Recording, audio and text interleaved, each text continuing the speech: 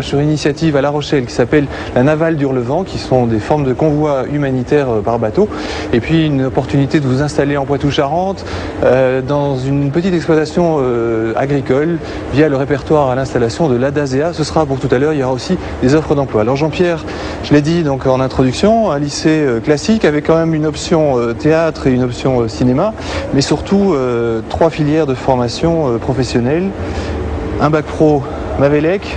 Oui. Qu'est-ce que c'est? Alors ce bac pro Mavelec, c'est un bac professionnel qui forme des réparateurs de produits audiovisuels grand public.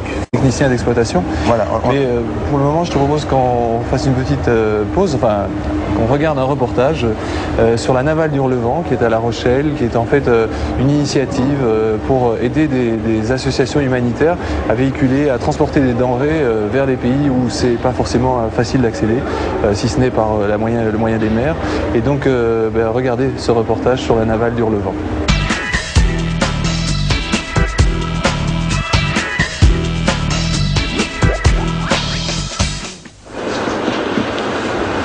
Là, vous voyez, il y a des endroits où il va falloir enlever la couche d'armement, la couche primaire, parce qu'il y a de la corrosion qui s'est remis dessous. On a été parfois obligé pendant des semaines entières de suspendre le chantier parce que la pluie incessante paralysait littéralement les travaux. Les bateaux en acier n'aiment pas qu'on leur pleuve dessus pendant qu'on les répare.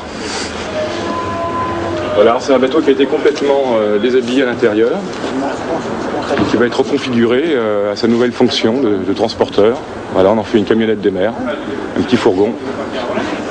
Il va servir à transporter les petites charges dont les commandes sont nombreuses et en faisant des rotations en continu, voilà, vers les destinations qu'on nous propose.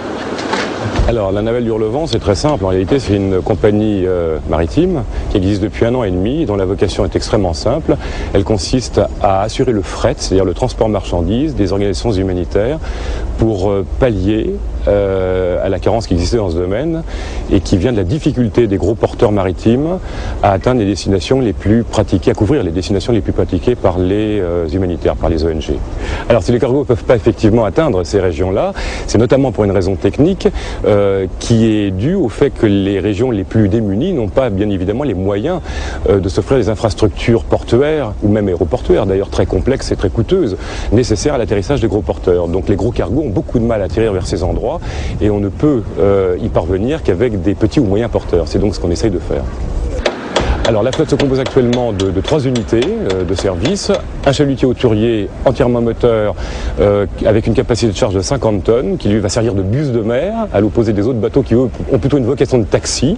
Alors les taxis de mer, il y en a 2, les 2 restants, ce sont le Juliana à bord duquel nous nous trouvons qui est un bateau de 20 mètres, 19 pour être précis, 2 mâts, voile moteur, propulsion mixte, propulsion principale à la voile et enfin le dernier est un bateau acier également de 12 mètres qui est un cotre comme on dit et qui lui va servir à faire les liaisons sur des petites charges avec des petites charges à son bord parce que beaucoup de nos commandes se portent sur des charges relativement réduites.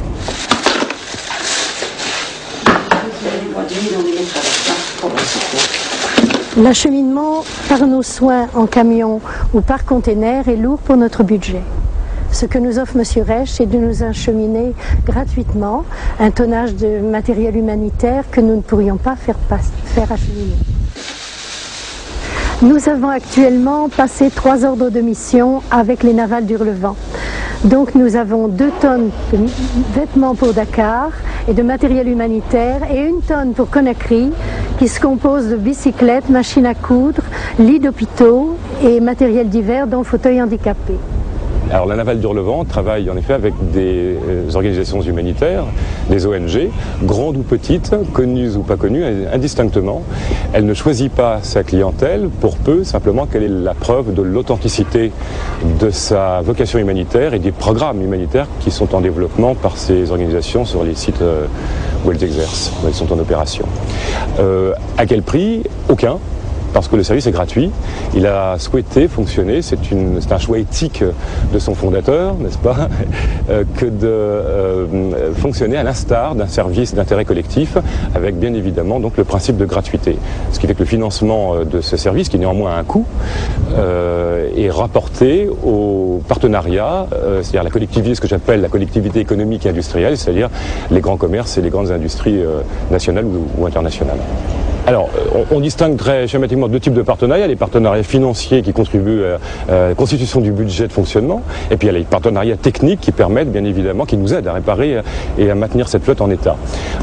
Au chapitre de ces partenaires techniques, il faut citer le lycée technique de Romsey, qui forme les techniciens de maintenance navale, qui est le lycée donc de La Rochelle, hein, et également le centre de formation des métiers de la mer des Sables-d'Olonne, qui sous la direction de M. Droulin envoie des équipes régulièrement pour la remise en état des bateaux. Bon, depuis qu'on existe sous forme de services maritimes, effectivement, à l'adresse des ONG, on peut distinguer deux grandes phases de fonctionnement. Il y a eu la phase d'initiation de ce service, qui était une phase de test, en effet, de rodage de service, d'évaluation également de sa fonction par rapport à la demande qu'on recevait. Et une fois qu'on a été assuré effectivement de l'utilité de ce service et de sa possibilité de fonctionner, encouragé par le nombre important, stimulé par le nombre important des commandes qui nous parvenaient, on a décidé effectivement de passer à une seconde phase de développement qui est effectivement la phase d'institutionnalisation pour que cette petite compagnie, au départ tout à fait artisanale et bénévole d'ailleurs, il faut le préciser, à son premier stade, devienne un service à part entière, un service maritime régulier, permanent, une véritable institution de mer, susceptible de fonctionner en rotation continue tout au long de l'année. Voilà. Alors ça passe évidemment par une professionnalisation de la flotte, une extension également de ses moyens maritimes et également une professionnalisation des hommes de bord qui sont les marins avec lesquels on travaille, mais qui sont déjà des professionnels. Ce n'est pas le moyen de lier l'utile et l'agréable, mais plutôt la compétence à l'utile.